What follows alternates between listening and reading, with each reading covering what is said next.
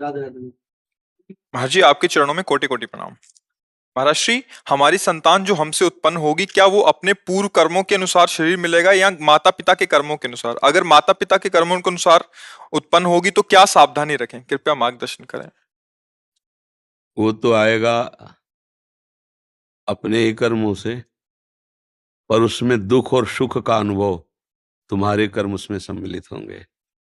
अगर आपने पूर्व में जो जीव पुत्र रूप में आ रहा है उसके साथ अभद्र कर्म किए हैं, तो आकर के जीवन भर आपको जलाएगा, आपको दुख देगा। और आपने भद्र माने मंगलमय कर्म किए हैं, तो जीव पुत्र बन के आएगा, तुम्हें सुख प्रदान करेगा। अब यदि इस समय भजन कर लो भगवान का, तो तुम उसके भी भाग्य को बदल सकते हो और अपने भी भाग्य को बदल सकते हो। ये भजन ही एक ऐसा कर्म है जो सब सुधार देता है। मार्कंडेय ऋषि के पिता महाराज मृकंड ने देखा, बहुत ज्योतिषाचार्य थे, कि 5 वर्ष में मेरे पुत्र की आयु खत्म है, मर जाएगा। बड़ी चिंता हुई कि जीवन भर भजन करते रहे, तपस्या की।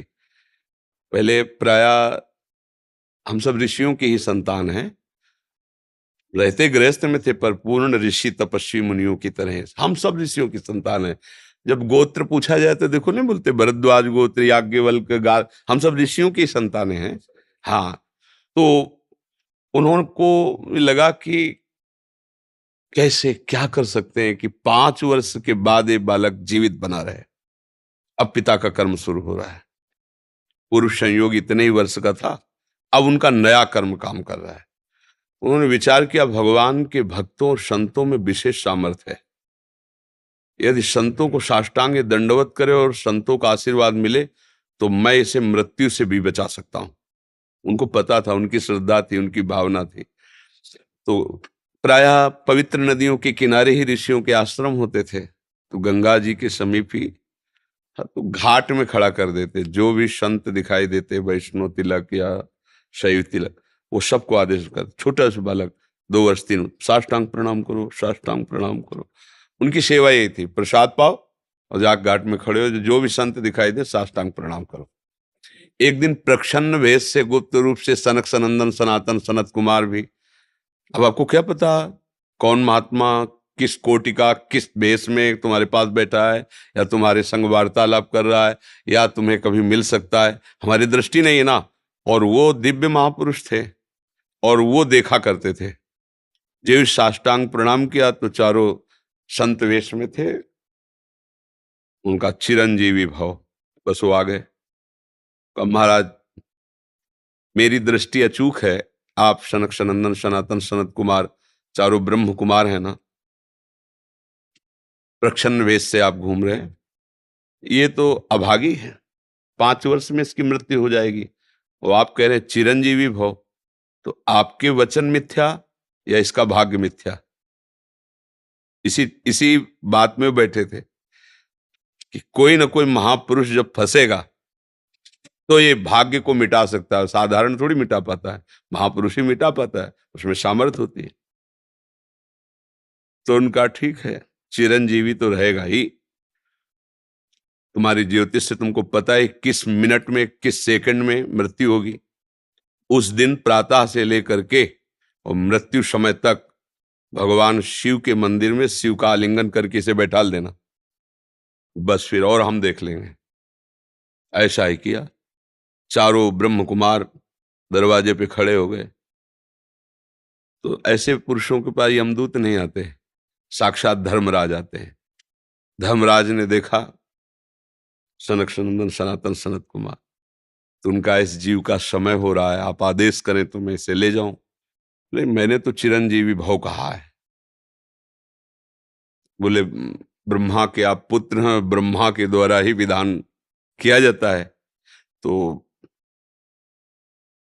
इतनी वार्ता हो ही रही थी कि भगवान शंकर प्रकट हो गए। उनका कि कुछ बदलना नहीं है, 5 वर्ष की आयु ना, हाँ 5 वर्ष ही रहे, मेरी आयु के 5 वर्ष रहे। भगवान ब्रह्मा जी एक सुई लेकर के ऐसे कमल में छेदे थे, आका 1 वर्ष हो जाता है। वो क्रम जब समय का नहीं, जैसे उत्तरायण दक्षिणायन देवताओं के दिन रात, ब्रह्मा जी का दिव्य 100 वर्ष का जो आयु का विवरण है ना, उसको जब पढ़ो तो होश खराब हो जाएगी। एक दिन में 74 मनु बदल जाते हैं, इंद्र बदल जाते हैं एक दिन में। और भगवान का समय, वो जो ब्रह्मा जी का समय, निमेष, पलक झपकना, इतना, इतने ब्रह्मा की पूरी आयु हो गई। 5 वर्ष उनके, आज तक मार्कंडेय जी जीवित है, उनको चिरंजीवी ऋषि कहा गया है मार्कंडेय जी का। अगर पिता भगवान का भजन करे तो अपने भाग्य और पुत्र के भी भाग्य को बदल कर जैसा चाहे वैसा कर सकता है। भावी मेट सके त्रिपुरारी। अगर भजन बल है तो फिर आनंद ही आनंद है, नहीं तो दोनों के कर्म संयोग से ही संयोग बनता है। तो तुम्हारे लो पुत्र रूप में आ रहा है। अभी हमारा आपका पूर्व जन्म का कोई संयोग तो आपको देखते ही चिढ़ पैदा हो जाएगी। आप ऐसे वचन बोलेंगे कि मेरा हृदय जलने लगे, लगे ये आदमी क्यों आया हमारे सामने।